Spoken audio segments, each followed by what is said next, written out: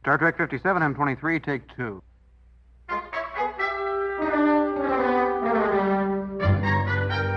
It's got Star Trek. Episode 25, the original series, Season 2, Episode 17, A Piece of the Action. Ship's log. Mr. Spock reporting. Dr. McCoy and I are prisoners of the chief criminal boss of a society patterned after old Earth gangsters. Put your hands over your head, or you ain't gonna have no head to put your hands over.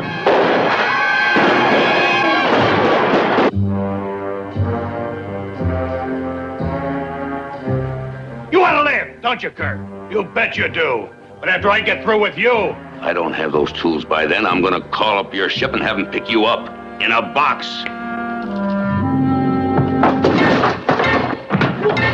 Kinda like this. I'm gonna get one myself.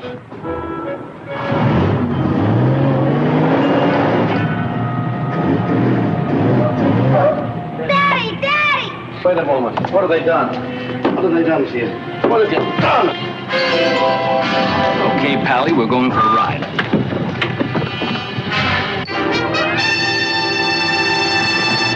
Yeah, you're giving Elvis a handy. You're probably expecting this famous rock and roll star to not just sort of jizz in your hand. That's the first thing you're not expecting. And the second thing you're not expecting is for him to then sheepishly exclaim, "Look at all the babies we just killed."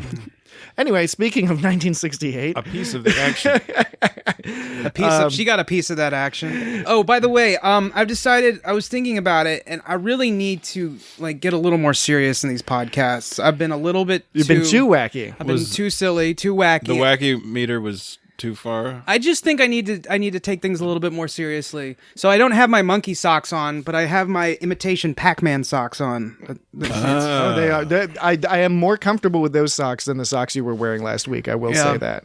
Yeah, those barrel of monkey socks. You're still wearing those Flash shoes, though. Yeah, Flash shoes. I should have worn my Skechers, but I was kind of, in a rush. Anyway, let's not get into it. It's just the first thing that came to mind. But yeah, there's this kind of Pac-Man. Put on your flag. Pac-Man. What sound socks. effects are you going to use to indicate seriousness? They're Pac-Man socks, but it's not actually Pac-Man. It's something else. So that's why it's an imitation.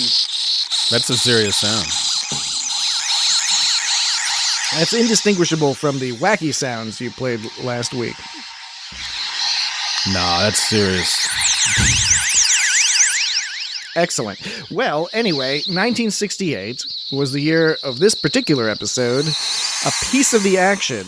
Star Trek's, from the original Star Trek second season, the 17th episode, a classic adventure wherein Kirk and Spock and McCoy et al. Encounter a planet of mobsters. Yeah, that was kind of a...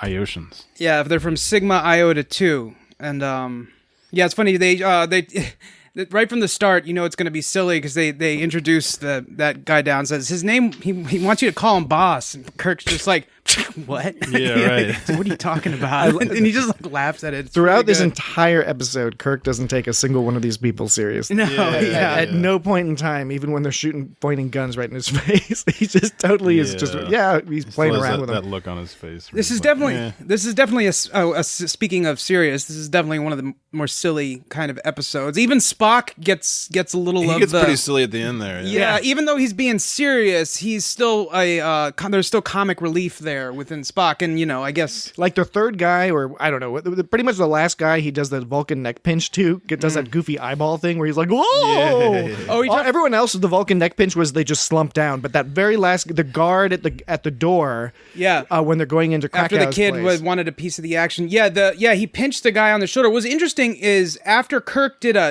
just some kind of hammer fist on the first guy, it was like, okay, it happened, but you didn't hear much. You kind of heard a, but then it turned around and Spock did his Volk pinch. His Vulcan neck pinch. That's the shorthand that the young kids are using. And the music suddenly went all like, like it almost seemed like they reused a part of music, and it wasn't long enough to fit the scene, so they didn't insert it right away. If you'll watch that, you'll notice that Kirk hits the person, no soundtrack. Spock does the neck pinch, and then suddenly the soundtrack gets really crucial. I guess you were the luckier guy if Spock got to you, because he just would neck pinch you and you'd wake up later and you'd be like, oh, whatever. like if Kirk gets to you, then Kirk's got to beat your ass up and knock your ass out. Like, Yeah, it's not going to be pretty. And Kirk is really good at just physically Yeah. assaulting people. He just beats the shit out of people. Oh, did I actually record that? What is that? This is the music that plays when first. Remember, Kirk. First, you hear nothing, and then when Spock pinches, you immediately hear this. I thought you were going to be more serious. When you said you recorded the song, I thought you had actually recorded the music. Yeah, I know. You recreated it very successfully, though. Yeah, I think I probably intended to listen to that beforehand and sing it back, but this worked just as well. So. All right. So I mean, it's seriously like some serious shit was going down. Why didn't it happen when Kirk punched? Why did it happen when Spock Skok with his Volk pinches. Shrulk. All right, so That's like his signature move, and that was like it's the '60s, man. You see in all kinds of shows with people beating each other up, and then like this is the only show where you see like Spock doing the neck pinch. He's all Yeah, elegant. well then they should have done the neck pinch first. I'm just saying you don't start the fight scene music after the first punch has already Yeah, happened. right. I mean, maybe No, there's I hear you. situations where you could, but I don't feel like this was one of them. Bad editing. Yeah. And that's why I think they reused an old snippet, and it wasn't Yeah. quite long enough to fit the scene, so they just started it a few They seconds were like, "This is later. good music. We want to use it," Yeah. but it didn't fit. Can't just use up all that music. Just use that music. The music was really good. The music was really expressive. Oh, TOS is always fantastic with Yeah. the music. They're really, really excellent with it. TOS doesn't, before I forget about the music, TOS isn't afraid to be, I mean, I guess all of them have some sort of moments of silliness and levity or whatever, but like TOS outright, there's some goofy moments in that show that doesn't quite It owns it. It owns. Yeah. It. I mean, it is at times a very campy show, and I was going to say that just to It's get not that out of the dry. way, it Not is. dry. This is absolutely by design and in implementation is a goofy, silly episode in a lot of ways. But what's kind of fascinating about it is the fundamental message. There's I see two key purposes. They're basically the same thing for this episode. First of all,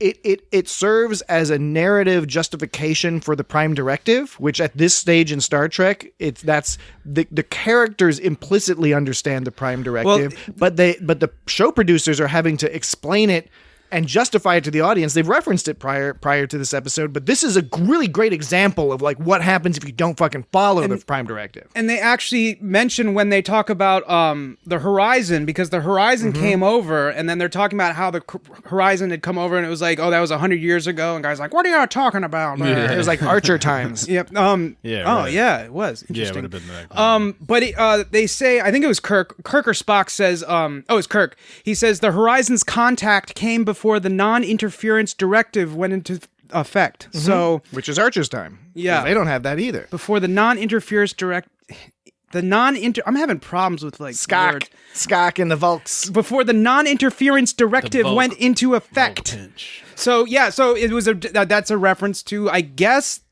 the Prime Directive. Yeah, I guess the yeah. showrunners just hadn't come up with a name for Well, it. and yet or the name goes back and forth even on up through TNG and other things. But we also have to talk about, right? So the showrunners are they have this Prime Directive, the non-interference directive, etc., whatever you want to call it. They've established this in the show, and they're pushing it a lot. It does get pushed repeatedly, and this is one of the key examples of it. This is the negative example. This is when the Prime Directive is not followed. This is what happens, and we have to ask ourselves, all right, why were they pushing that? Was it just a personal thing for the show producers? And if you look at the year 1968, what's the biggest thing going on in terms of the sort of the United States, the Western world generally, but particularly the United States, is the Vietnam War. And multiple quotes in this episode, as silly as this episode does, multiple quotes in this episode touch upon, they basically make analogies to the Vietnam War. For example, Kirk says, when he gets down to the planet and is talking to Oxmix, right? And Oxmix is explaining the deal. Kirk says, you want us to supply you with arms and assistance so you can carry out an aggression against your neighbors. Contextually, that the way that quote is structured is meant to be like a hit the nail over the head kind of like super mega overt reference to the Vietnam War because for a long time it was not called a war. It was, it was an aggression. It was a police action. And it's fundamentally what was going on, which was we were supplying weapons and assistance to the South Vietnamese so they could attack the others. And simultaneously the Chinese and other forces were supplying funds and training and weapons and stuff to the North Vietnamese for this proxy war. Kirk wasn't getting anything out of it in this one, at least not from Oxmix. The only reason Krakow offered something is because he wanted to outdo Oxmix. No. Of course, Kirk wasn't. It was such a weird. No, Kirk had no interest in the deal. I'm just saying the quote itself is merely. It's meant the audience at home would have understand what Kirk is saying. He was saying that a civilized society would not do that, and at the time, the viewers were living in a United States that was in fact doing that. Yeah, and has continued to do that in the intervening years, right? I wasn't disagreeing with you. So that's a really interesting thing, and I think you see less of that overtness in a lot of modern Trek. I think 60s Trek was pretty bold in a lot of their stories about making things very clear what they were saying, as opposed to being a little bit more subtle about it. Even though it was in passing reference, they made a direct comparison to the Bible as well, and that was not exactly subtle. Like, you could have drawn those conclusions without them. A whole society built up around a silly old book. Yeah, right. And they actually say, like the Bible. I think McCoy actually says that. So they're calling it the book. The book. That's the book. That's the book. That's the book. Oh, that's the book. So Iosian culture was at the beginnings of industrialization when the horizon left. And they see this book, and this book is written in 1992. Yeah. This book was. I was 12 years old when it didn't look like written. it was written in 92. No, it didn't. Looked like it was written in like 32. And they made it all big for some reason. And they had multiple copies because the guy wasn't Oxmix all like, hey, that's the only one of those there is or something. Did they have another copy? But then in Krakow had one. Krakow's office they had one. Well, so maybe they just meant only original. Yeah, and I was thinking maybe it wasn't even original. Maybe they made it look all bigger and puffier. Yeah, right. Because the original wouldn't make sense for it to be all big and puffy. So who knows? It seems weird. But that Oxmix fellow was kind of a jerk, right? I mean, he brings them down and. He was. He was kind of nice suit. He was kind of dumb too. I mean, he's threatening these people that have a spaceship. Presumably, if his hostage situation works out with Kirk, and even if he somehow kills them, he's got to know that regardless of what happens on the planet, they're gonna get fucked over by someone. Well, but unless they really think there's a spaceship in space with not like nobody backing them up, Because I kind of went back and forth on this a little bit too. They do seem overall, at least the very bosses, thankless as well. No, they seem pretty clever, right? They figure some stuff out. I mean, Oxmix is able to conclude he's basically like, look, it's been 100 years. I figure you got even better shit now than they had back then. Well, I mean, it's not that clever. But it's not nothing, especially if you're pre-industrial. Well, they society. did say they were smart. They were smart, but they were very impressionable. Is what Spock said, I believe. Yeah, and imitative. And imitative. That's right. If their entire culture is truly as it's explained, is built around this concept of these 1920s gangs, and not even just 1920s gangs of Chicago, but written in 92 with the various assumptions of inaccuracies or whatever. Who knows who wrote this fucking book, right? So they have invented a society based around that, and that's constricted their perspective, right? And when you base a society on a doctrinal situation like that, like a book, the 1920s gangs, and you're like, all right, everything in the world has to be like this book. That's whatever they decide. That was the conclusion they made. That's going to constrict their way of thinking. So I agree with you that it's kind of dumb for him to be like threatening people with a spaceship. But on the other hand, he's not thinking in terms of spaceships, right? I don't know though. Because he knows they exist. I see what you're saying, where he sort of sees things that are a certain way, and there's no other ways. Like when they ask, "Does everybody have guns on this planet?" and that other goon goes like, "What kind of stupid question is that?" Huh? It's like, well, do they or don't they? And he's like, we never find out. But like he says, it's a stupid question without, and he doesn't even realialize that.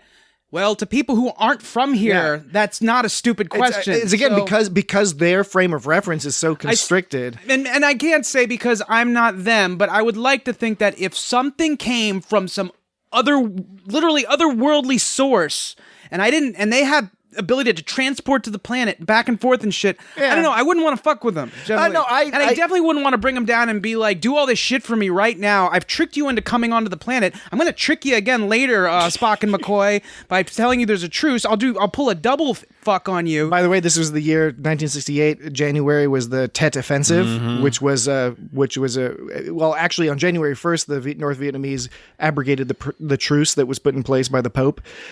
Seriously, the Pope helped negotiate a peace. That's right. And January 1st, the North Vietnamese broke the truce, and then towards the end of January was the Tet Offensive. So in other words, the milieu of the time would be like, people are going to break their promises. Okay, that's fair enough. That's fair enough. And I will concede that you are smarter than these gangsters. Well, yeah, so that's the other thing is you wouldn't have done that. I'm not going to take any sort of pride in being smarter than some like stupid gangsters Viet Cong in is a smarter show than gangsters. written. Some they characters written in a show. I'm not going to say stupid gangsters. I'm going to say characters written in a show. Is that an anti-Italian joke? Yes, but That one guy wasn't Italian. But anyways, given that you fucked them over twice and like are just being a total prick, and they come from some other land and they have powers to transport and they got these weird heaters and if they had done this with the Klingons, they would have just been vaporized. Yeah, right. Yeah. So they story over. It would have been a short trek. They could have been they could have been a little more they could have been a little more clever, I think, but yes, they were definitely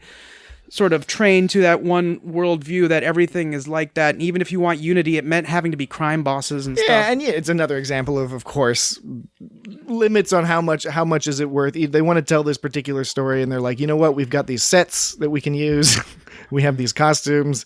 This is a cheap TV show. I mean, obviously, I'm pointing out the practical realities, but yeah, it does result in some bending of expectations when I don't disagree with you that a sort of a more rational person would clearly be like, what the fuck? These people are magic. Yeah, and the whole sort of the episode was mostly guided by whoever arbitrarily had the gun at that particular moment. And throughout the thing, it's like, well, I have the gun now. You might have the gun, but I'm pointing it at you, and you're not pointing it at me. And then I'm going to turn around and look over there for a second. Now you're going to point it at me, and now I'm not pointing it. And then there was one scene. And then Kirk was like, well, I got some guns in space, and I'll shoot them. And now I have the guns, and then they listen to him. In that scene, actually, before they shot the laser, when Krakow's people were attacking Oxmix, and then Kirk, basically they're all distracted by it. McCoy runs up and Krakow just walks up to McCoy and just literally takes the gun out of his hand without any struggle or anything. He just casually walks over and takes it. It's like, oh, I guess Krakow has the gun now. But one of the most badass things Kirk does in this entire episode is just a little while before that, where they show up to Spock and Kirk show up to Krakow's place to get Krakow. They stun his two guys. Krakow's like, I've got you. Kirk's like, no, you got it backwards. I got you. And Krakow's like, nope. And they got the guys with the machine guns. You're talking about where it sort of goes to commercial break, and there's two guys with machine guns behind him. Yeah. And so and then they lead Kirk into the room, and then Kirk just goes, because Krakow has Kirk's phaser, took it from him, and then Kirk just goes and takes it back. Yeah. He's got multiple dudes with guns on him, and Kirk just says oh yeah, I'm just going to take this back, and he starts doing his little gangster act. And so Krakow does basically the same thing to McCoy a few minutes later. It's almost like an imitation of what Kirk did. Kirk just had the bravado to do that. Similar to, of course, the Fizbin situation. Where Kirk's whole plan was just I don't take these people seriously, so I'm just going to fuck with them a little bit, and then we're going to beat the shit out of them. That was the plan. The plan was I'm going to distract this guy. How am I going to distract this guy? I'm going to make him feel like shit for about 2 minutes, and then I'm going to look at him, pause for a really long time, drop my card on the floor, stare at the guy until the guy says, I'll get that, and then I'm going to kick the dude in the fucking face, and we're just all three of us are just going to kick the shit out of these people. And then Spock will do a Volk pinch. Spock was Volk pinch. That was impressed that Spock was able to improvise like that, and he was able to pick up, because he wasn't picking up on Kirk lying about that game on Krabos 5 or whatever, but Beta Antari 4 took him a little while, but he was able to get the neck pinch in. Did you notice this game was inconsistent? I'm sure that was done on purpose or whatever, but I don't know. Confuse them, yeah. He was trying to confuse them because he says, he's like, oh, look what you got, 2 jacks. You've got half a Fizbin already, and the guy says, unless it's at night or something. How wonderful for you! Shatner is having so much fucking fun in this scene. Yeah, he turned into a game show host. Or something. wait. How lucky you are. How wonderful for you. That's you again. That was the wrong one. These are all you. I love that we have the technology to just patch this into the board, and Dan is relying on the microphone. It's more charming that way. Wait. Oh, look at that. You've got another jack. How lucky you are. How wonderful for you. The look on his face is just great. So he basically says that you got 2 jacks. The guy's like, oh, that's great, you're the jack. He's like, no, if you got another jack, a third jack, why, you'd have a shroud. And he goes, a shroud? Yes, you'd be disqualified. You need a king and a deuce, blah, blah, blah, knight, blah, blah, blah.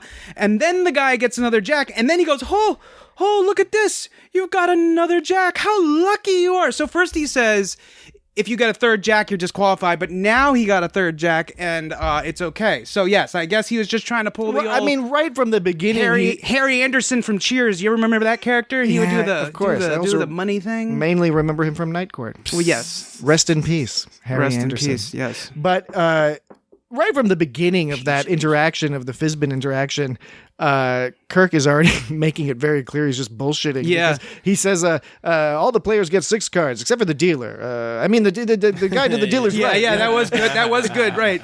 I didn't notice at first. It took me a second. I was like, "Oh, he's fucking with him," or kind of making this up on the spot. And he was trolling Spock because, of course, Spock didn't get it at first, and then Spock got, Spock indicated, okay, the captain is using subterfuge, and that's my Spock impersonation. That was pretty good. Spock, pretty good. Using subterfuge. But when Kirk says like the odds of getting a royal Fizbin are astronomical, what are they, Spock? Yeah. Spock doesn't want to lie, has to think for a second, says like, I have not calculated them. Yeah. Kirk totally knew that Spock couldn't roll with that. So he was just putting him on the spot. He was just fucking with him. Totally putting him on the spot. That's pretty cocky too, that he was like, I'll still get through this. It's because Kirk wasn't taking any of this seriously at any point, even at the fucking end of the episode when call it a crunk. Both Spock and McCoy are making legitimate points about the problems with this resolution. Maybe someday they'll come and want a piece of art. So there was so after the Fizbin, there was like some kind of, it looked like it was staged like a Batman TV show like fight scene. Yeah. It looked like there should have been a pow and a zap. That's great. And McCoy gave a hard chop with no follow through. He did the whole chop on their neck. Yeah. And Spock, every time he's giving a Volk pinch. A Volk pinch, exactly. A Volk pinch. A Volk pinch. He's always trying to like help the people down all night. Yeah, especially that one woman next to the record player. Where McCoy was creepily like, you're really good at that. Yeah, it was pretty. The delivery on McCoy made me think it was really different. He really got a lot more focused in his gruffness as like the movies went on and stuff. Because he was. You can still tell there's a certain amount of like disdain, a light amount of disdain he has for Spock, but it's a little less gruff. It's a little more fun, but not better or worse. It's just interesting. His character's a little different. Well, and speaking of this lady DJ, or DJ, I should say. Well, she is a lady, DJ. And she's also a DJ. 2 separate characteristics that are not related to each other. But what I found interesting is, the camera's all zoomed in on her when we see Spock and McCoy creeping into the room behind her, and she's just straight up just like, I don't even think the records are moving. She's just moving some knobs back and forth. And she's kind of like moves the knob a little, looks at it, and then like moves it a little bit more. And that's when Spock comes up and all like goes like, yoink. Yeah. How configurable do you think radio stations were when it came to tuning the broadcast frequency on the fly like that? Because originally he was like, oh, it's easy. I'll just modulate the amplitude a bit. Yeah, it's just radio. Right, yeah, it's just radio, but just modulate the amplitude a little bit. It's easy to receive, but NBC. But to give, and so meaning he was going to send a message up to. Was that the it was a little bit silly and confused because Kirk was like, look, Uhura has already been tasked with monitoring the public radio waves, so she's taking care of that. So all Kirk was saying is like, get to the radio station, which I guess there was only one radio station, was like, turn off the fucking music and just be like, yo, Uhura, call us up. So it was confusing because... They didn't really need to do anything. Yeah, it's confusing that he needed to tune it to something like for output, not for input, of course, that's easy, but like just for output. It seemed like he had to get to some special frequency or amplitude because otherwise she couldn't hear it. And like you said, she should have just heard it on all fronts. So it was kind of confusing. It's like, what? There's just one... I don't know. But anyways, I don't know how easy it is for a radio station to just change its broadcast frequency like that, It seems like that's not something. It depends that's on easily if done. they had an FCC back then or not. Yeah, well, Wow. I mean, it would seem like an engineer could do it easily either way. It's just if I you're mean, a this is DJ, Sigma what kind of Iosha, equipment so- you have? Sigma Iosha It might is- only have the one maybe part of the is. gang wars or whoever gets to control the radio station gets to pick the music. Yeah. That might and oh, by the way, that actually I'm just thinking that might help explain. I've seen this episode a number of times. Didn't notice it until the second time I watched it this week for this podcast. Like the ad on the radio? No, the ad on the radio was great. What I noticed was that all of fucking Krakow's dudes are wearing like barbershop Yes. quartet hats. Yeah. All And of- Krakow even wears one He at had one like a point. barbershop He changed his quintet. hat. And then all of Oxmix's dudes are wearing fedoras. And then when that like crazy weird other dude shows up, they're all wearing bowler hats. Yeah, Yeah. right. So that was like the gang separation. So I was wondering if maybe like Krakow wants the radio station because he wants to play barbershop tunes. Or something, well, you know? that would be, I love barbershop. Right. It's right up Me there too. with bluegrass. Now, they were talking about, this was a whole situation. They were talking about how, like, yeah, we're the gangsters. There's about 12 territories in the whole world. I don't know how they had their communication down with the whole world back then. Yeah. Or not, I shouldn't say back then. I should say at the period with the kind of knowledge that What they are you talking had. about, Dan? This is a couple hundred years in the future. Yeah, right. Well, it's all relative to the culture, civilization, pre-warp civilization. What? And so, how are they going to casually communicate with the rest of the world? I don't know. That's not important. They got telephones. They all have 2 telephones on their desks for some reason. They got to get on the blower, Dan. Weren't you paying attention? You You're get right. you get on the blower. You get on the blower. You get on the blower. They can't communicate with heaters, I'll tell you that. Krakow's girl. They both Krakow and Oxmix have like girl Fridays, like gal Fridays. Yeah. And Oxmix is a brunette who's chewing gum all the time, and Krakow is a blonde. I can't recall if she was chewing gum. She was just making or not. faces. Yeah, She's just she was making faces. mainly making faces. So we had Bella Oxmix, spelled O-K-M-Y-X. It's funny. And so he had one sort of goon named Kalo, and then there was, on the other side, there was Jojo Krakow, and then he had Searle the Knife. Then there was a third gangster named Teppo. It's funny that they all have these, like, what we consider to be alien-sounding names. I thought that's pretty... That's Sort of alien / Italian / Greek. Did anybody recognize the guy that played Krakow? I feel like I did. I mean, he was on that show Alice, which is a very it would have only been on when we were very young. Yeah, I so like people that are younger than us probably wouldn't know what the hell we were talking about. But Yeah. people that No, are older than us know Alice, and there was the movie Alice Doesn't Live Here Anymore. He was on that one too.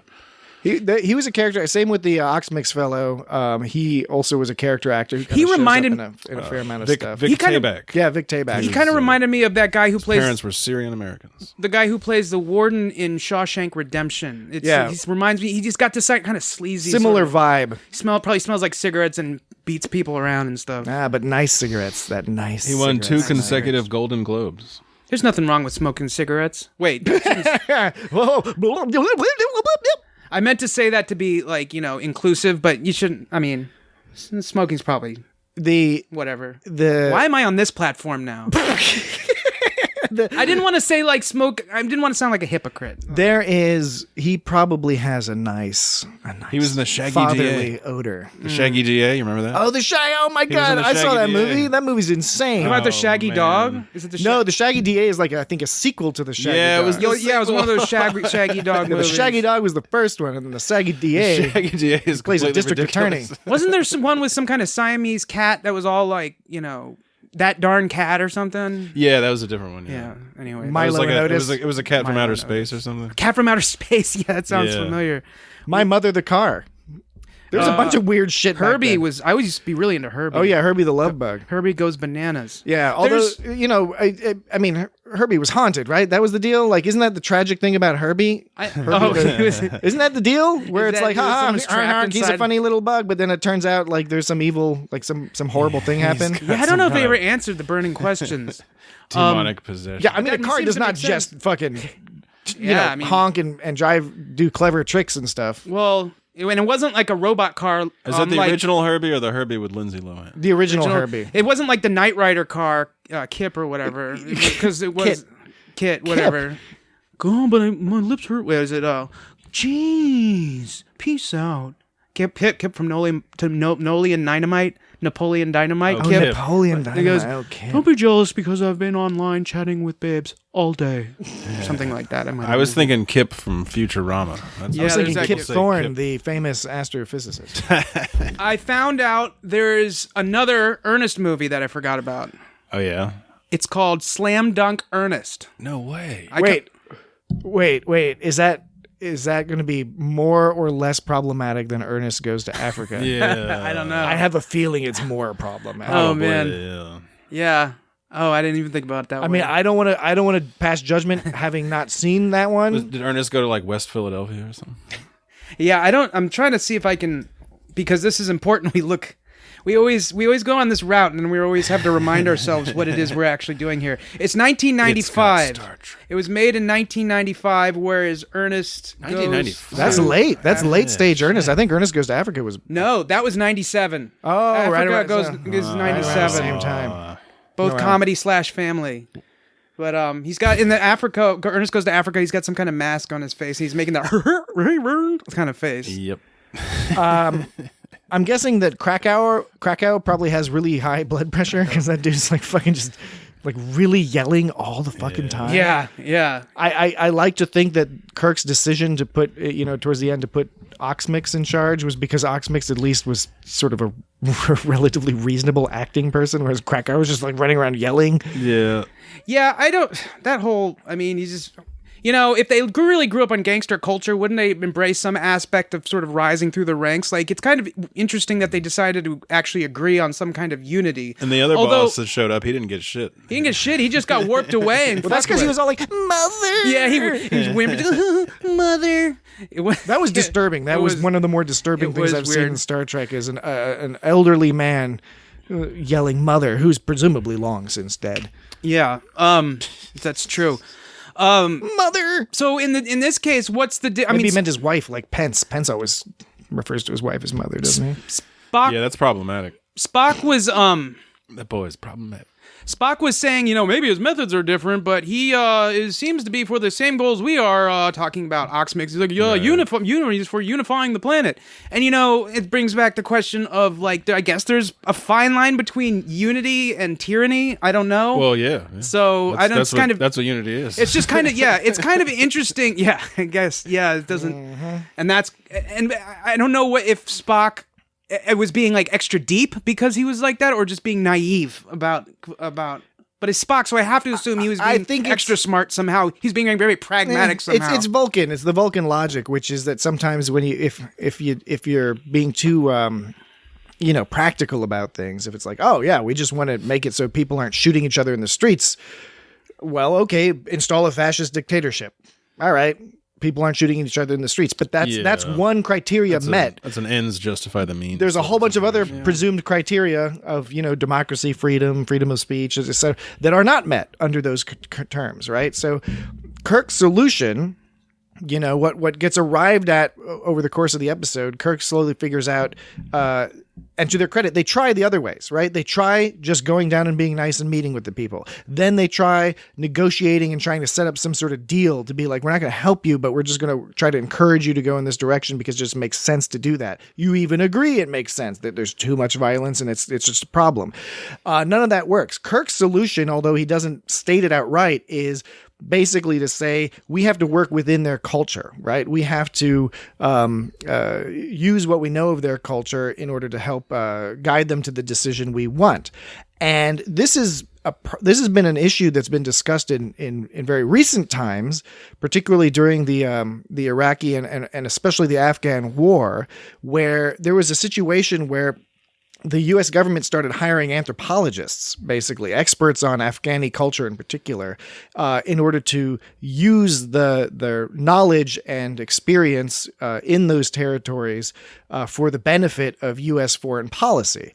That's not new. That's the study of anthropology was effectively invented by the British for exactly that purpose back in the day when they were spreading around the world, and were using anthropologists to help basically trick people and manipulate tribes. It was kind of a reaction to what happened in North America with the Aboriginal Americans. Was we didn't know enough about them, so it was more of a problem dealing with them. The British were like, we're not going to make that mistake again. So we're going to send scientists out and learn stuff and then trick people using what we learned. In other words, if they deem a certain object as sacred or something, then you could take it hostage, for example, or you could mimic it, or you could play the role of a god manipulating their culture.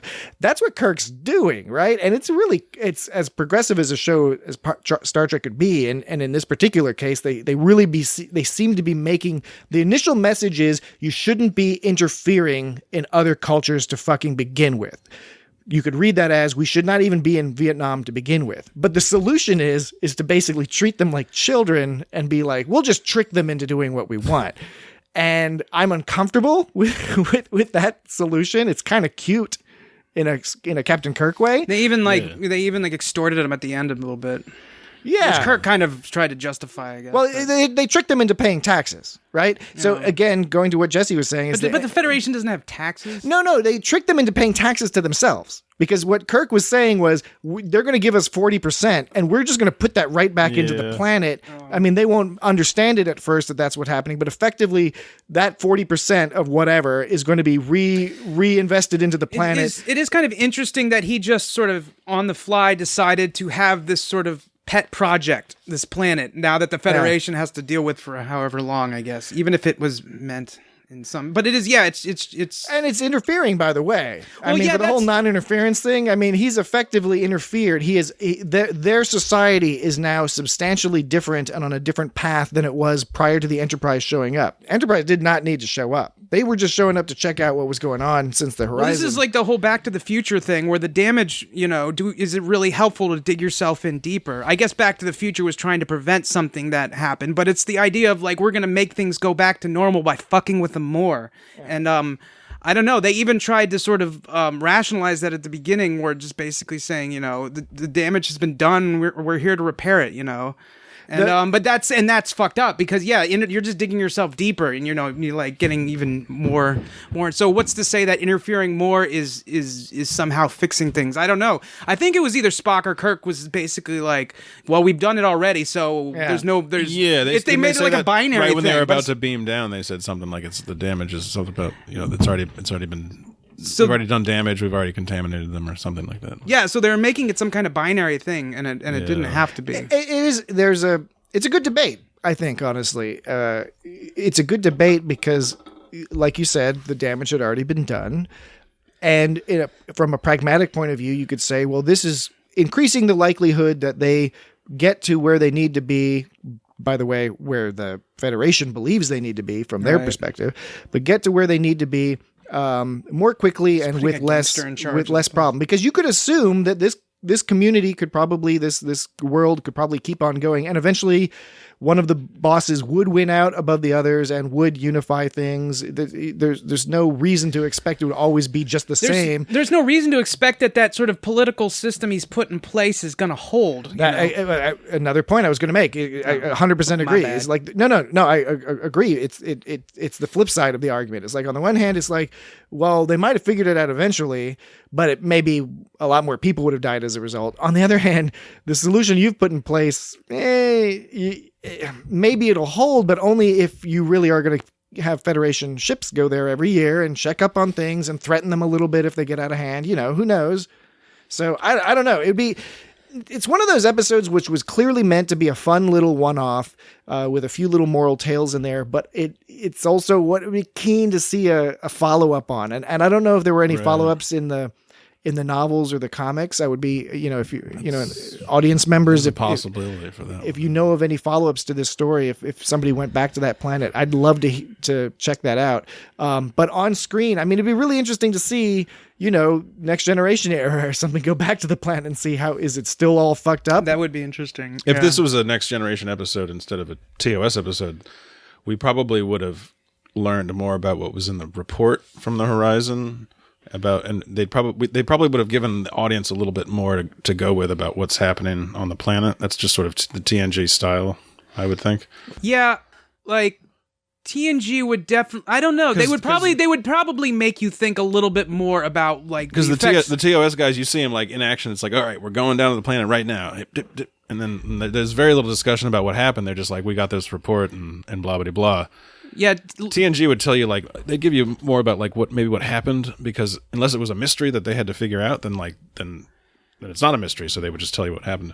Yeah, I mean, do you think in some ways, in some way, whatever, I don't know if this is kind of a duh question or not, but do you think that, how much do you think TNG is a reflection but also a reaction to the original series in terms of how they would approach things? Do you think they would be more thoughtful about things specific? Do you think they're more thoughtful about things? It seems like they would. And is it in part reaction to how TOS treated things? I think it is. In some cases, TNG was overtly or implicitly, reacting to the original series. I think in other ways, of course, it's just the nature of the era. In the 60s, there was a lot of progressive attitude, but still a lot of bravado, a lot of belief in the correctness of democracy. Right. Not that I'm anti-democracy, but I think that in the intervening years we've demonstrated that democracy comes in many forms and under many names, and is not always what we actually believe it to be. Do you ever have someone who's always into telling you we're actually a democratic republic? There was a guy I worked with. Those people are pedantic. Yeah, he was always into like talking. It's a republic. It's not a democracy. And every time he heard someone use that word randomly about something, he'd like sneak his way into the conversation. He's like, "It's not actually a democracy. It's not a democracy. It's a democratic republic." No, and then he'd start talking. And I must have heard him give Those that are the speech people who have destroyed democracy, and especially the colloquial platonic ideal of democracy that people generally think of when they think of democracy. But anyway, so I don't know. The other thing is that that's a zapping sounds. The other thing is that covering up my rustling noises. Call you Russell.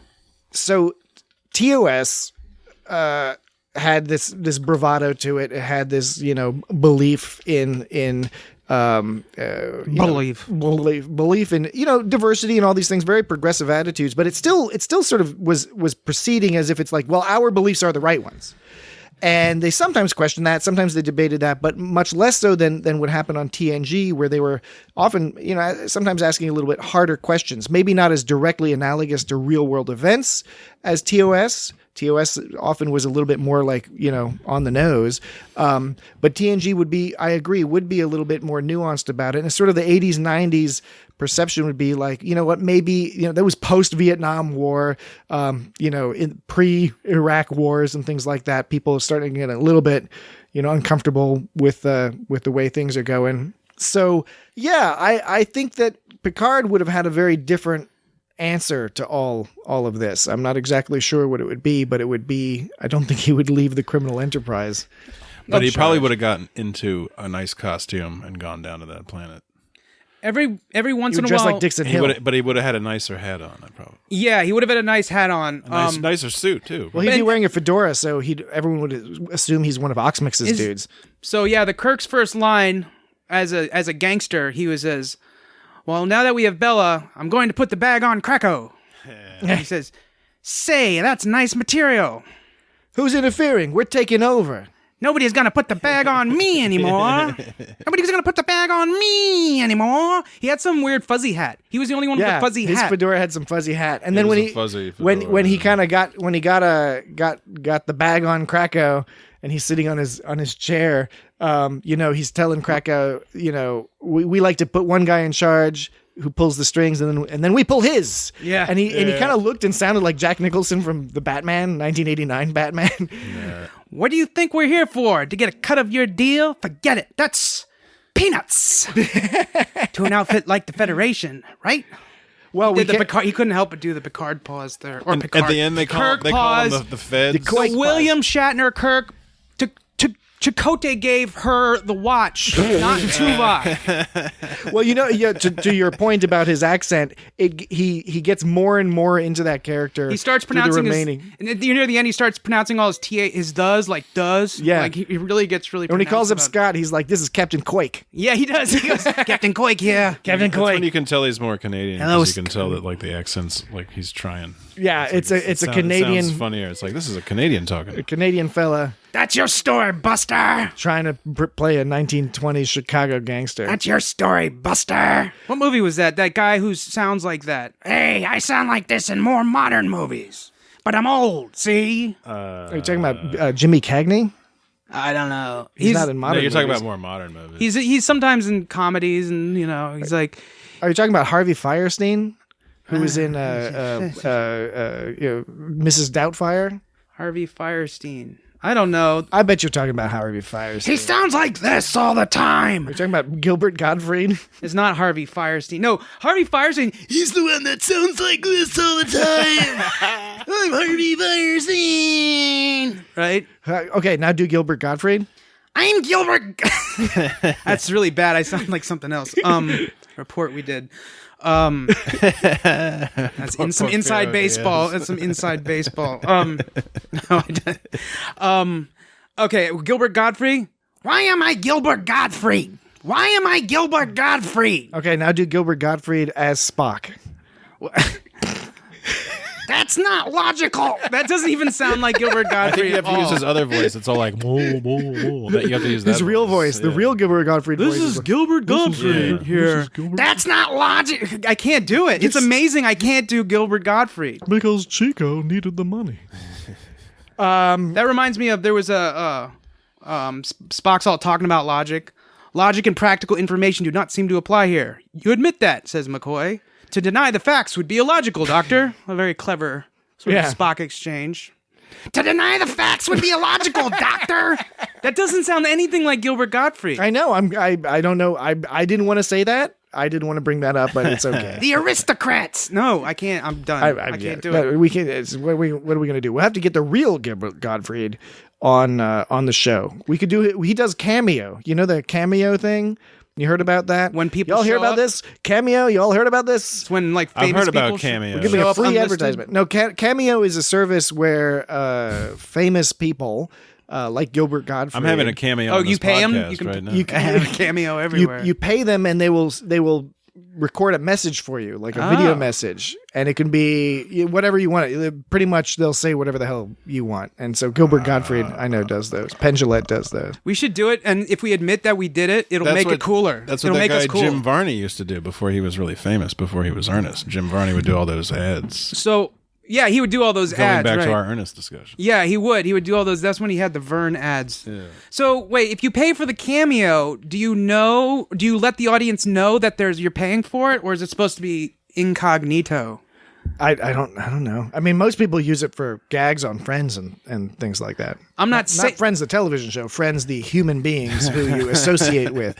Friends, the humans. I'm not sanguine about hunches, Captain, but I have no practical alternative. I knew you were going to bring that quote up. I was like, this is a quote that Dan's going to repeat tomorrow. Yeah, you just started it's predictable. Wheels, Mr. Spock. A flivver, Captain. The whole. I know it was cheesy, but I could not get enough of the comical Kirk driving. Yeah. I thought that was great that they dedicated that much time to it. It kept going on. I thought it was really funny. I think they have a clutch. Yeah, Spock was all excited. He was like, "Oh, yeah." And then of course the completely predictable but still somehow very well executed Kirk being like, "I've got it now," and then driving in reverse. Yeah, right. Yeah, and they had that was when they were playing their humorous music, and they had the xylophone going. The classic comical Czech music. The comical xylophone. Did you say Czech music? No. Yes, that's what I said on It's Got Star Czech podcast. Oh, Trek music. I really didn't know what you said. So yeah, it's the whole xylophone thing that makes it sound like I can get you some Czech music if you want. It's pretty good. Some Czech mix. Yeah. I used to call it Bohemia. Yeah. But I like Spock sort of disses on Kirk's driving, but Kirk seems to take the criticism well. He's like, okay, I guess I sucked. Seems like Kirk isn't taking anybody, incling Spock, seriously in this entire episode. Kirk's checked out. He's just having fun. I like when they're hanging out with that kid, right? Yeah. And that kid's all like playing, like sticking a knife up in their face. Yeah. He's like, "Hey, what's with the ears?" But they totally rip off that kid, right? That kid never gets a piece of the action. No, he never gets a piece of the action. I couldn't figure out who that actor was, if he turned out to grow up to be anything, or if he was on anything else. He probably died. Kid. Maybe that's why you don't see the kid again. Maybe he died during the filming. He died during the actual. I think production. they ran through fucking kid actors back in this era. Yeah, I think prior to 2005, kid actors were basically. They literally put them in a grinder at the end of the day. So, yeah, in that scene, the Kirk goes, "Hold on, Spock, out of the mouths of babes. Who you calling a babe? I'm calling you a babe. If you calling me a babe, yeah, I'm calling you a babe, but there's nothing personal in it. Yeah. Sit down. You know a way you can get in close to them? You don't even know what the action is going to be. I figure it's got to be a thick percentage or you wouldn't be trying to hit Krakow. Thick. Logical. Do you think he spelled thick? Krakow. T-I-T-H-I-C-C. What do you think we're here for? To get a cut of your deal? Forget it. Thick with C-I-C-C. Thick. Yeah, they said they spelled. That's actually where it originally came from. From this episode. From this episode. Not even from that time period. It's from this planet. Yeah. This time period in the future. Yeah. So, who you calling a babe? That's when he brandishes the knife. He's like, you calling me a babe? Right, he's got like a knife. Kirk has like a machine gun. And he's right up in his face, and the kid like pulls out a knife, and it's like, oh shit, that kid's got bravado. Yeah, that one gangster walks up to the baby carriage and just casually like points a gun right in the baby's face. They don't look like the trusting type. Yeah, it's like he really had to use his gun to do it. Knock it off, Sawbones. Now listen, what do you mean, penny ante operator? I like when I think it's Oxmix just calls Spock. You're a penny ante operator. He calls him a dummy. Oh yeah, you dope. Oh yeah. Doesn't wait? Someone calls someone or McCoy's is like McCoy says something, and the other guy's like, "Don't give me those blue eyes." Yeah. And he's like, "What?" Yeah, he's like, "What?" Oxmix goes, Kratos put the bag on your captain. Spock goes, why would he put a bag on our captain? And Oxmix goes, kidnapped him, you dope. Yeah, but he'll scrag him somebody too. Find out what a heater is. No, it was at a different point when they're actually in the room together. There's somebody refers to I forget what it is, but I think it's referring to Spock as a dummy or something. And it's funny because Spock kind of does his little eye look, and McCoy is the one who kind of gets mad. He's like, "We're trying to help you," but McCoy is kind of like, "What do you can't like you can call Spock a lot of things, but you can't call him a dummy." Yeah, this was after Oxmix betrayed them for the second time by going back on a truce with McCoy and Spock. He goes, Spock's like, I understand we had an arrangement, a truce. And Oxmix goes, I was hoping you'd think that, dummy. But they didn't how's my gangster? It's pretty terrible. It's all right. That sounds it's getting better. I was hoping you'd think that, dummy. See? Mother.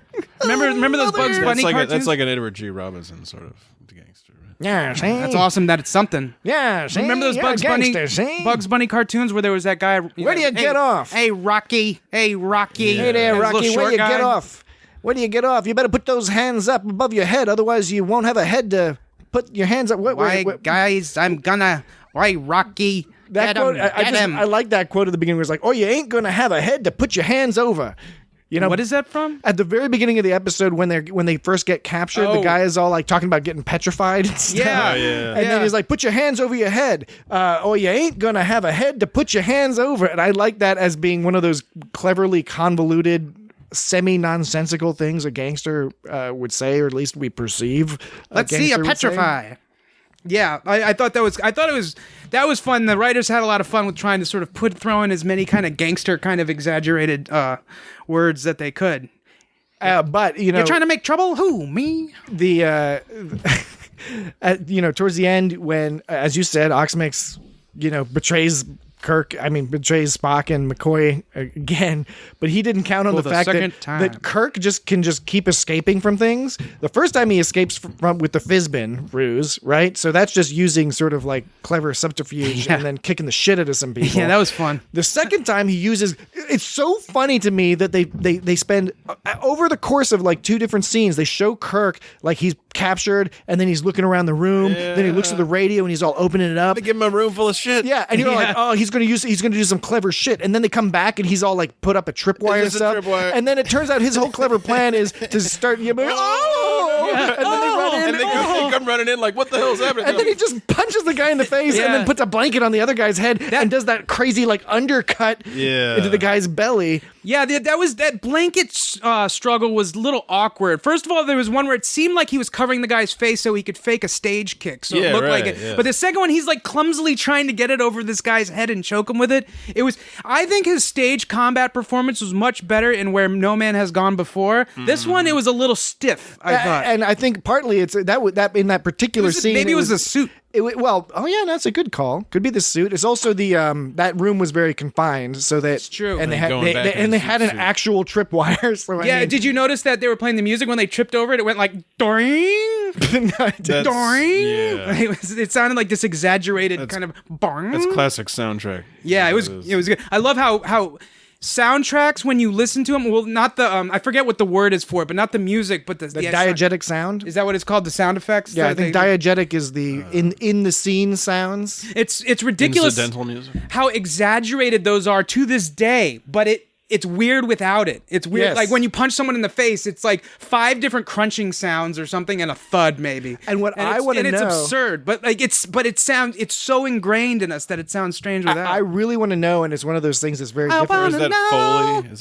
that yeah, the Foley. Foley does the sound effects. That's more the sound effect end of it. I'm really curious to know how much of that is we need that because that's just how our brains operate, and how much of it is just because we've been trained that's part of the language of cinema, right? Just like wide screens and different apertures and different lighting and stuff means something different. You know, a close up angled from down below looking up means something different from, like the camera shots. And I really kind of was really pleased and amused with the camera shots in Oxmix's office when he's trying to communicate with Scotty for the first time, and he and the girl are all looking up, the chewing gum girl, they're all like looking up in the sky, and the camera's all like way up high. He's like, hey, ship.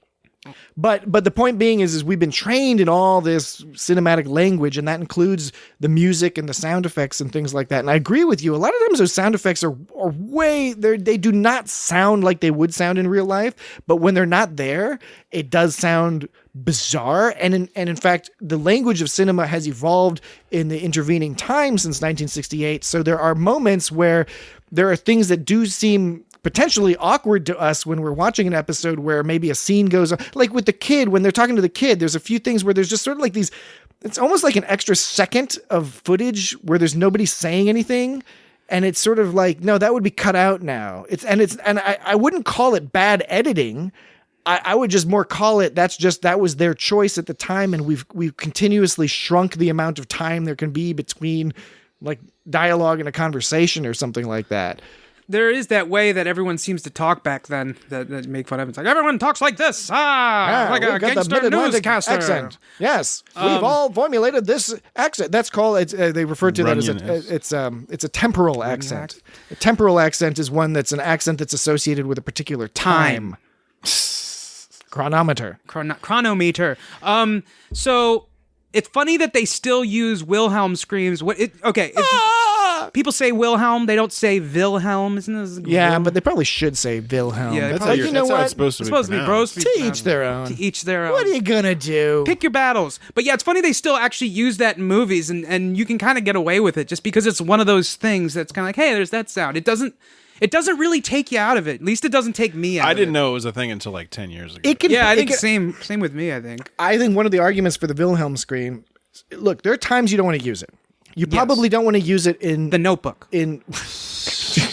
I might want them to use it in The Notebook, but yes, perhaps not in a movie like 1917. Maybe don't use it. Yeah, that's a little disrespectful. But in a movie like, for example, in the Two Towers, there's a very obvious Wilhelm scream. But it doesn't take me out of the fantasy world of the Two Towers. It in a sense, it accentuates the fact that you're like, I'm watching a wonderful movie. I'm watching this creation. Look how much fucking work these people put in to give this to me.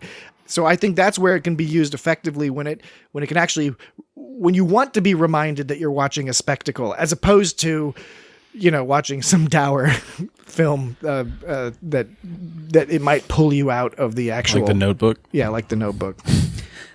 I think there was another. Or Ernest Goes to Africa. I still haven't seen that one though. Maybe I don't think I've seen it. I remember seeing the previews Slam Dunk, for it. Ernest. I haven't seen Slam Dunk. I think I might have seen Ernest Goes to Africa in the theater. I just have no recollection. Theater.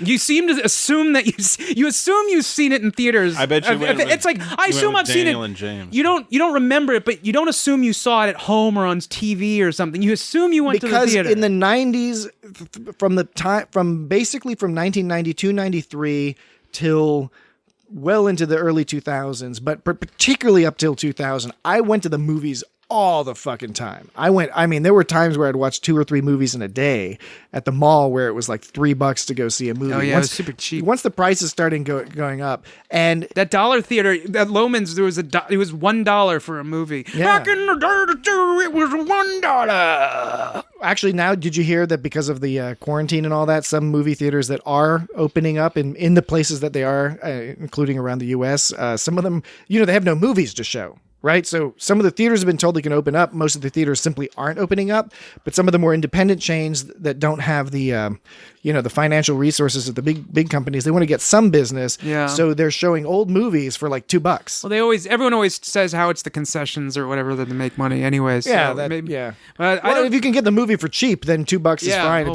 they're not going to fill the theater, but they're getting something. I don't It's know. like the gas station. The guy that owns the gas station, he's not making money off the gas. He's making money off of like oil changes. Yeah, I and, think like, I've Fritos and shit. Cigarettes. Someone told me. Cigarettes, maybe. Condoms. There was a prophylactics. I was listening to WAM Sex pills. WAMU, is that what it is? I hope so. Yeah, that's the one. That's WAMU. I hope you were listening. The to WAMU. NPR station, the local NPR station for the Washington, D.C. metropolitan area. They were saying that they all played it up. It's like, one theater is open and the business is booming. And it was like, this drive-in theater. And they did that thing where they What sort of show led is you that? NPR kind of leads you along sometimes. Was this NPR? It sounds more like Fox 5. What show? No, is see, that? that's the thing, is it wasn't. And they weren't talking about it like it was a bad thing or a good thing. They were just talking about it. Yeah. I don't remember what show it was. What time of day was it?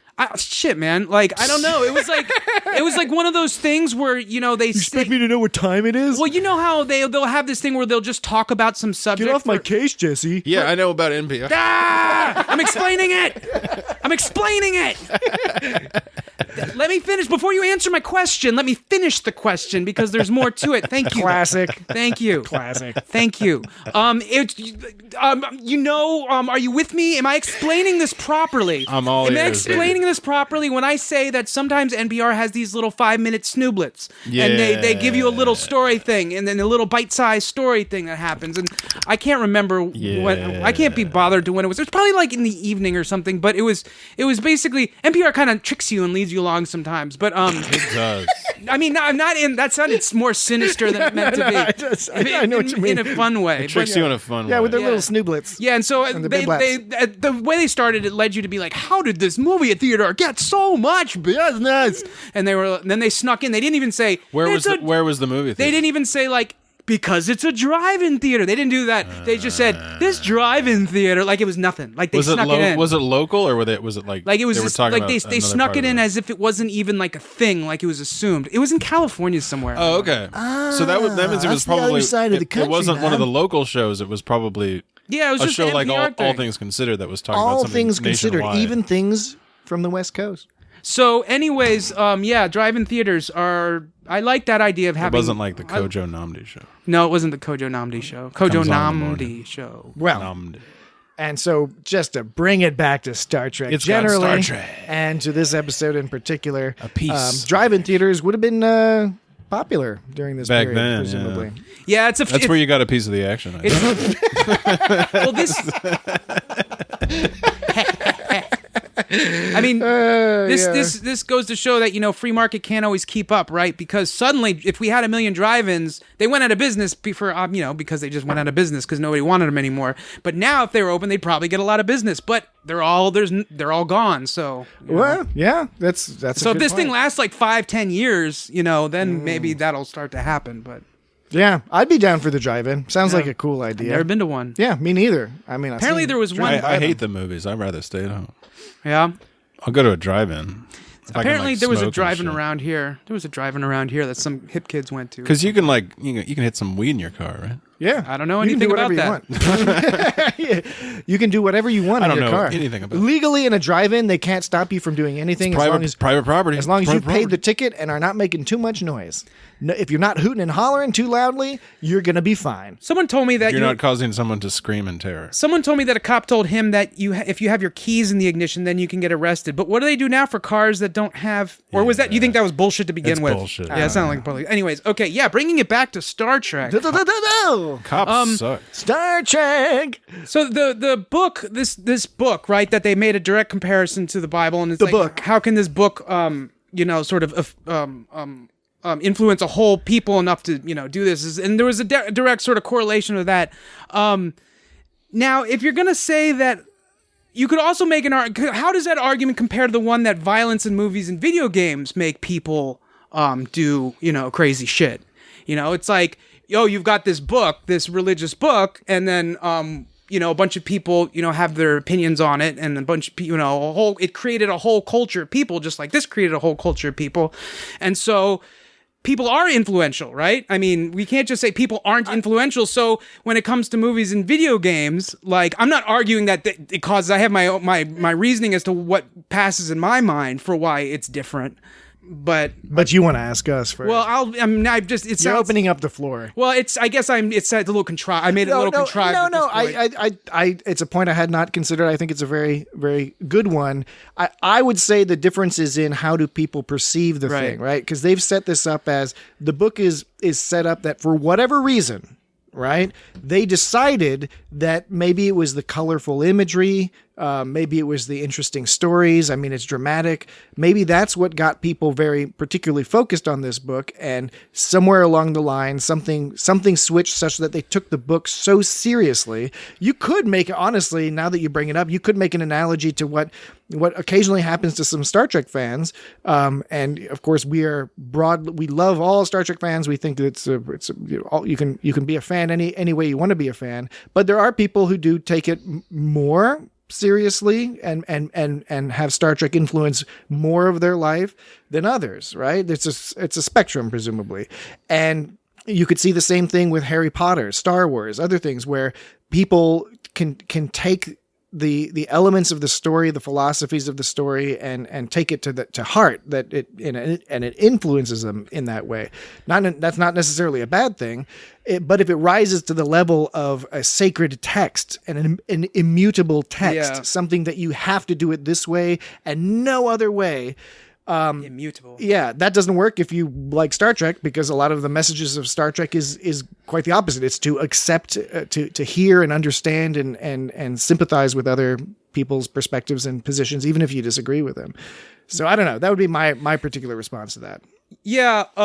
I think definitely, for sure. Yeah, it's definitely how the intention and sort of how it's pushed and how it's promoted. Because, video games and movies are promoted as fantasy. They're promoted as fantasy. You can say, oh, well, it's fantasy. And they're like, how do you know it's fantasy? It's because that's how it's just, they don't tell you it's real. Everyone knows it's like fantasy. And violence is also down across the board. I mean, the argument particularly for video games, but I think it extends to movies as well, is, Hitler and Stalin and stuff, they weren't playing video games. Yeah, right. They were watching movies about like people being happy and having babies and shit. Right. So, and there's always been insane people. So correlative evidence aside, it's just, why is that, I guess, then, why? And so, yeah, one's promoted, I guess, as fantasy. It's about intent, like you said. Here's this book that presumably was pushed upon people, like, I guess the Bible, I don't know, was kind of shown as people as being the way. Although, was it like this book? We'll never know. I mean, this book wasn't promoted as being law. Like you said, at some point along the line, people decided to take it Bible as was fact. Absolutely pushed on people. Yeah. Right. And so, yeah, and that's the assumption, I think. You were making the point. That's safe assumption. You were making the point earlier, Dan, that the next generation would, and Jesse, to your point as well, that on the next generation, they would have given us this information. They would have given us more background as to what exactly happened to get them to this stage. Either the characters would explain it or the Starfleet people would suss it out. And another thing they didn't investigate that they could have, you could do a story like this, is they have these different bosses, but they all appear to have essentially the same interpretation of the book, right? They're all following the same rules, which is why they're all fighting. Planet. Whereas if you look at something like the Bible, right? Let's just even take just the New Testament, right? The New Testament has resulted in a tremendous number of different philosophies from that same text, right? Because some people focus more on the really nice stuff.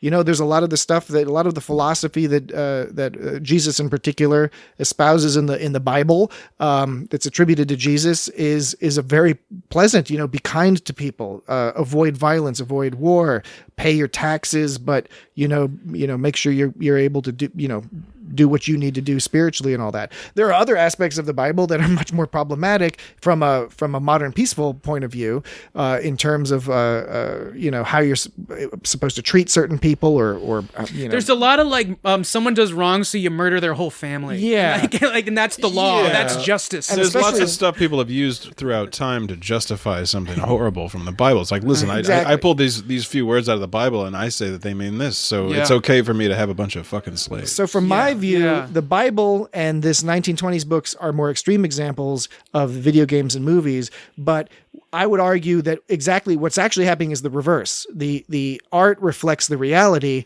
and then people then use that art to justify whatever they want their reality to be. If you want to use the Bible to justify being anti-immigrant, pro-slavery, anti-interracial marriage, you can find stuff that will help you with your argument. And then other people will also be able to find stuff in the Bible and look at the Bible from a different perspective and say, absolutely not. The Bible says the opposite. The Bible really wants us to be peaceful and love each other and forgive each other no matter what things we do. So it would have been neat to see something like that with this 1920s book, to be like, are these different bosses kind of like approaching things from a different perspective? Because it's funny that it was sort of like an objective history book from the 20th century, and not a collection of I wasn't clear on that. Various writings over several centuries, it was lumped together in the Bible. So it wasn't like implied to be a fictional work. The Star Trek. Yeah, but it was like sort of like a history book. But we don't know whether it was a pop history book. Yeah, right. Or whether it was an academic history book. Right. Or whether it was a revisionist history book, or what the writing style was. That's another thing. Like those dinosaur books we got as kids, that was like the truth back then, but now it's all weird. Yeah, now dinosaurs have feathers. Yeah, some of them, just the theropod ones. I miss the good old days when dinosaurs. They put the feathers on our dinosaur. I miss the good old days when the dinosaurs, they didn't have the feathers. Tyrannosaurus, what happened? What happened to Tyrannosaurus? He's got short arms and maybe he's got long arms. Brontosaurus, Brachiosaurus, Brontosaurus, Apatosaurus. First there's two of them, then there's one other. They were lizards. What's all this bird shit? How do they even eat with the little Hey, pterodactyls. Pterodactyls aren't even dinosaurs. What the fuck is that? Pterodactyl tear up my butt with a spoon. Well, that didn't come out quite how I meant it to. It's got Star Trek. It's got spoon. It's got spoon, for real though.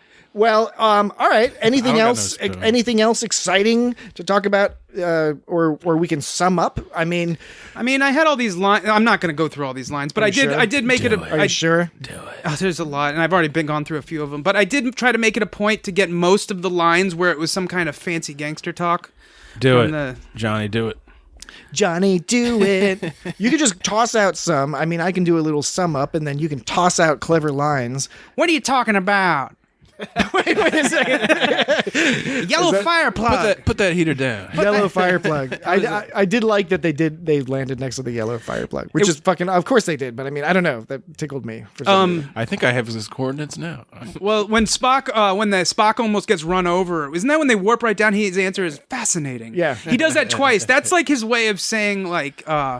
Bless your heart, or maybe even like, what the fuck? I don't know. It's some kind of. McCoy is always about getting involved in car accidents almost. When the City on the Edge of Forever, McCoy gets involved in. Whenever Spock says fascinating that episode, it's kind of like a little jab, like a little fuck you, like kind of like that's annoying. What just happened? This is human stuff. This is interesting. It's fascinating. It's not annoying and confusing and unexpected. It's fascinating because instead of being pissed off by the humans, I learned from them. Or McCoy's like, this looks like home, and then Kirk's like, home was never like this.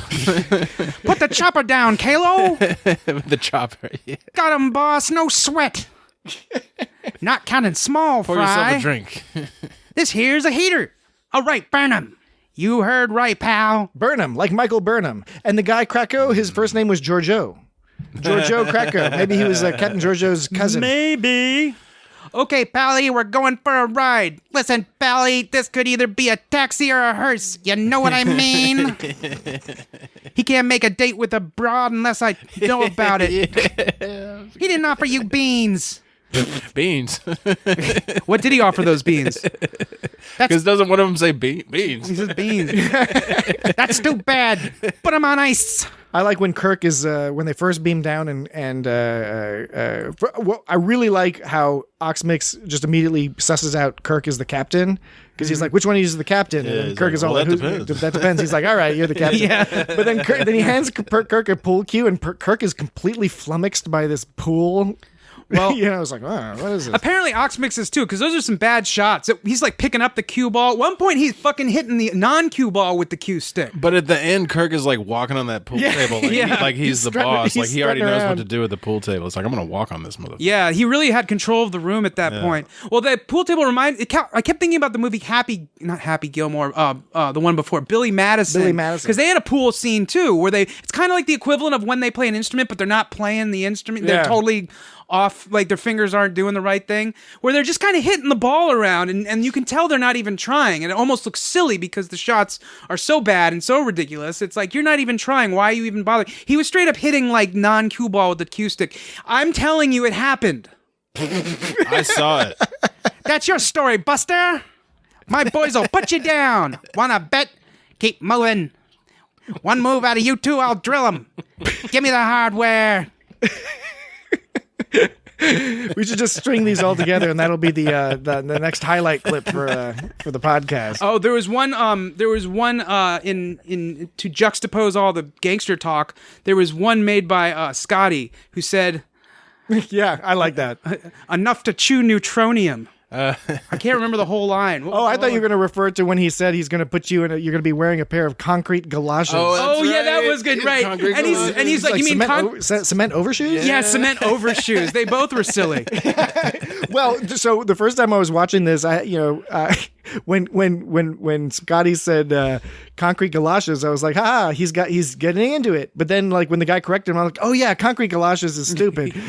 I mean, the other one's stupid too. Cement overshoes is also silly, but the one that I was originally talking about is Kirk goes, "You got Krakow on ice," and he goes, he's here, mad enough to chew neutronium, but behaving himself. See, that was like some future talk, as opposed to the future gangster old school talk. You must be that Scott fellow. Yeah, that's right. He said that. Can do, sweetheart. So as Dan continues to read through the list, we'll forget it. That's peanuts. we can slowly close up shop here.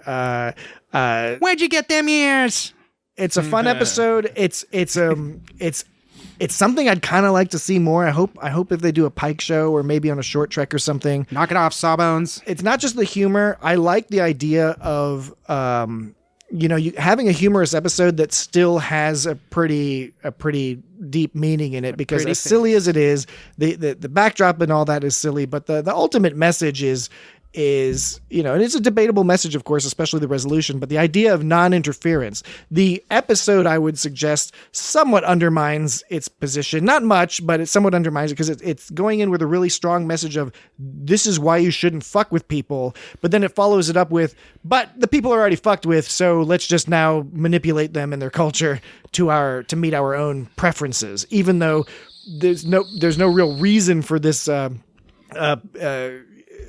there's no clear reason as to why the Federation needs to be involved at all. I think, Dan, you were mentioning that earlier. It's like, it's just a project that Kirk has just gotten them involved in now. Once a year they got to. They were just checking it out because they got this radio message from a million years ago. Dan is now holding a dolphin, a baby dolphin. That's actually. I'm throwing my Korgness. It's not me.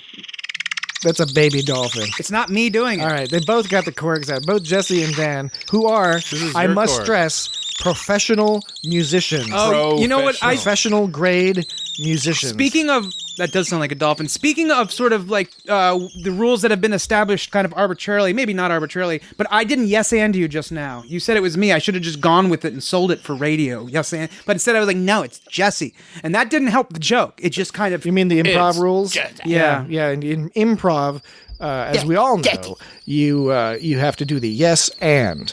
You can look it up on the internet. Wikipedia probably has an entry on yes anding. I want to talk to this creep. Now listen, I'm getting tired of playing patty cake with you penny ante operators. So this episode... What do you mean penny ante operator? He's playing patty cake. You're a penny ante operator. This episode is comical, but it does have that non-interference message. and it has the go ahead and fuck with people if you've already interfered the message.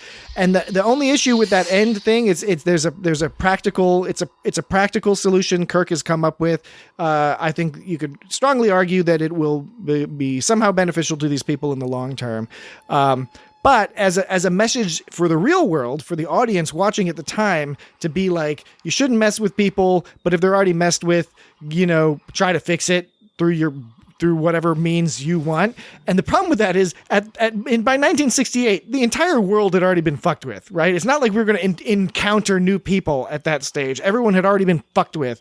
So it pretty much gives the audience carte blanche to be like, all right, we'll go around the world fixing things. And for a long time, the Federation did have that kind of U.S. Western mentality, which is we're the good guys, so it's okay if we go try to fix things. Maybe we'll make some mistakes along the way, and then we'll just fly away and not remember it again. But like was mentioned already, oh my gosh. But like was mentioned already, I'm sorry, I'm having a really hard time with that now. It's like in the background, just like I can barely hear it.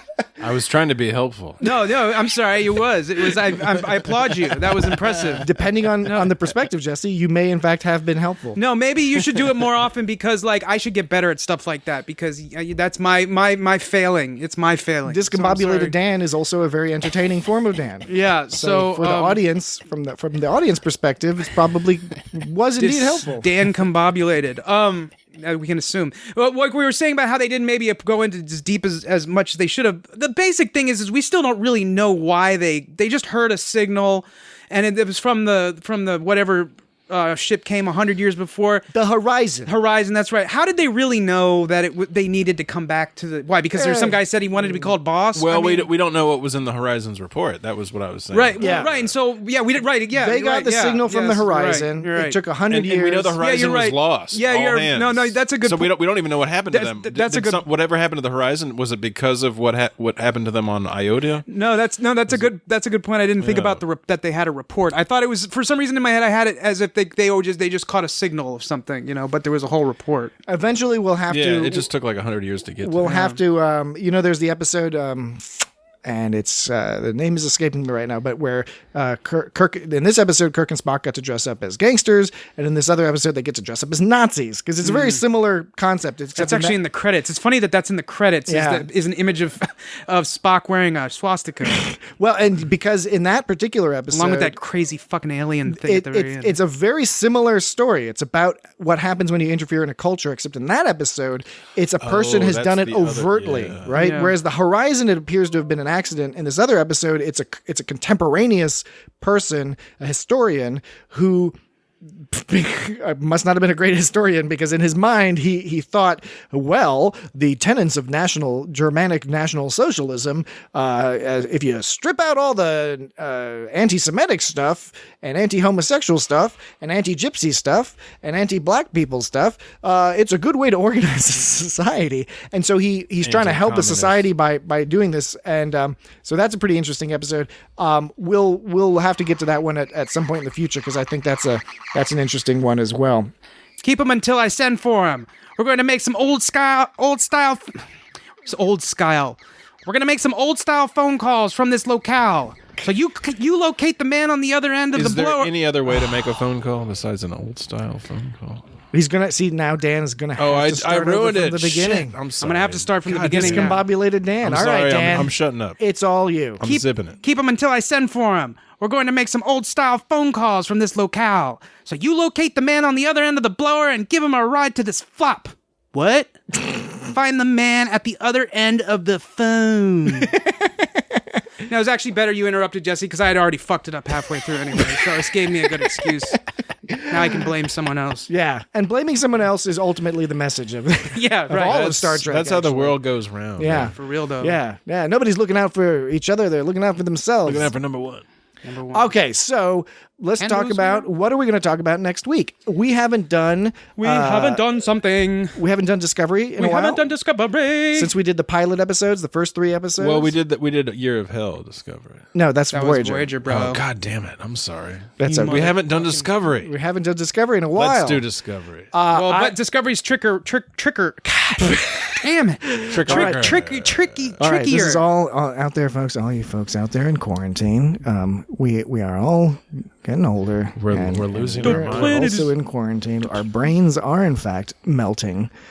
So we apologize for the consistent errors in speech. I think I need some vitamin D. My brain mixes These up the nuts. word Voyager and Discovery. The 'Cause planet it's a similar theme of stuff. Is being taken over by the Federation, but we don't want to come in here and use our muscle. You know what I mean? That ain't subtle. Did you notice at the end they called them the Feds? Let's take our chances with the Feds up there. So what We call them the Feds a couple times. So what we do is we help one guy take over the planet. He pulls the strings, and then we pull his. I recommend, because you're right, Discovery is tricky because it's so serialized. I mean, we could do short treks, but we'd have to watch a few of them, and that would have to be one of those, like, you know how the TV shows, the sitcoms, they do the thing where they tell a story, where they tell like 3 different stories. Yeah, you like know, on Bob's Burgers, Yeah. or the Simpsons Halloween episodes. Yeah, everyone does it. I think all of these things are doable. I recommend what we do next week is, because I want to do the short treks at some point too, and they're I want to do short treks. We'll bundle them up and I'll just enjoy a child. We'll just bundle up those short Bundle treks them and up, toss them in a pot and just stir them all around. I recommend we do Magic to Make the Sanest Man Go Mad, which is from the first season of Discovery. I believe it's the 7th episode, because it is a very standalone episode. It's a Harry Mudd episode, which is fun. The Harry Mudd It's a time travel episode, kind of. Rainn Wilson. It's got some crazy shit. It's funny. So that would be my recommendation. What say you? What's it called again? Magic to Make the Sanest Man Go Mad. Word, yeah. I also like the title. Magic the Mike, the sane Magic Mike, Chatham Tanning. Yeah, we can do Magic Mike as well. I saw that as a supplementary. I haven't seen it. My understanding is that It's fine. it's quite lovely. Yeah, I mean Channing Tatum, boy howdy. I liked him in This Is the End. He was in that movie. This was Is the he? End. Yeah.